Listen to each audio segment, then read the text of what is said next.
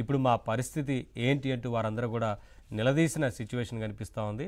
దీంతో అసహనానికి గురైన జగన్ రెడ్డి అక్కడి నుంచి బెంగళూరు ప్యాలెస్కు బయలుదేరి వెళ్ళినట్లుగా తెలుస్తూ ఉంది. మొత్తంగా కాంట్రాక్టర్లకు అన్యాయం చేశారు అనే దాంట్లో కాంట్రాక్టర్లు అందరూ కూడా ఉన్నారు.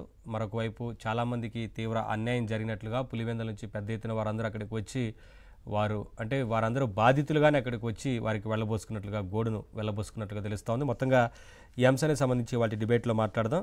డిబేట్లో పాల్గొంటున్నారు అప్పసాని రాజేష్ గారు, పొలిటికల్ అనలిస్టు, సప్తగిరి ప్రసాద్ గారు, టీడీపీ అధికార ప్రతినిధి, శివపార్వతి గారు, జనసేన లీడర్ జాయిన్ అవుతారు. నమస్కారం అండి, అందరికీ వెల్కమ్.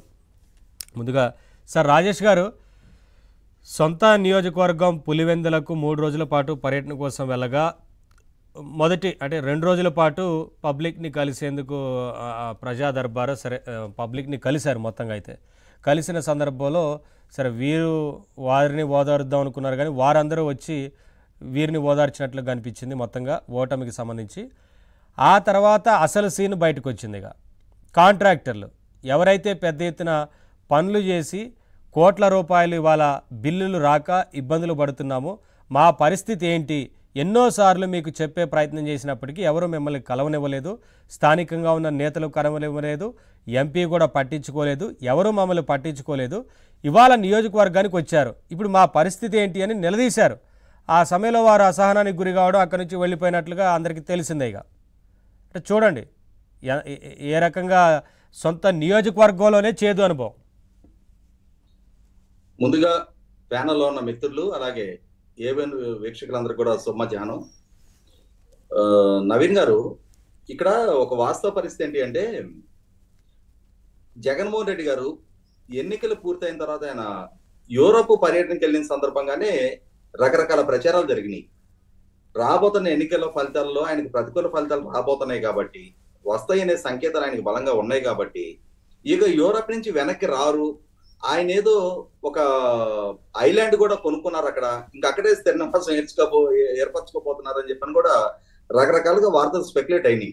కానీ ఏదేమైనా సరే మే ఆఖరికి ఆయన తిరిగి రావడం జరిగింది. వచ్చిన తర్వాత కూడా మొన్న ఆయన పులివెందుల పర్యటన ఏ సందర్భంలో పెట్టుకున్నారు? శాసనసభ్యుడిగా ఎన్నికయ్యి శాసనసభలో ప్రమాణ స్వీకారం చేసి ప్రతిపక్ష నాయకుడిగా, ప్రధాన ప్రతిపక్ష హోదా దక్కుండకపోవచ్చు, కానీ సభలో ఉన్న ఏకైక ప్రతిపక్షానికి నాయకుడిగా ఉన్న జగన్మోహన్ రెడ్డి గారు మర్నాడు జరుగుతున్న స్పీకర్ ఎన్నిక సందర్భంగా ఆ ఎన్నికలో పాల్గొనాల్సిన అంశాన్ని కూడా విస్మరించి ఆ సభని అగౌరవపరుస్తా ఆయన పులివెందుల పర్యటన పెట్టుకోవడం జరిగింది. ఆ మరుసటి నాటి నుంచి ఆయన చేసే కార్యక్రమాలు ఏమున్నాయి? ఇప్పుడు ఆయన ఓడగొట్టిన నాగలు కదా, ఆయనకేమో అధికారిక విధులు ఏమి లేవు కదా. ఆ మరుసటి నాటి నుంచి పులివెందుల పర్యటన చేసుకోకూడదా?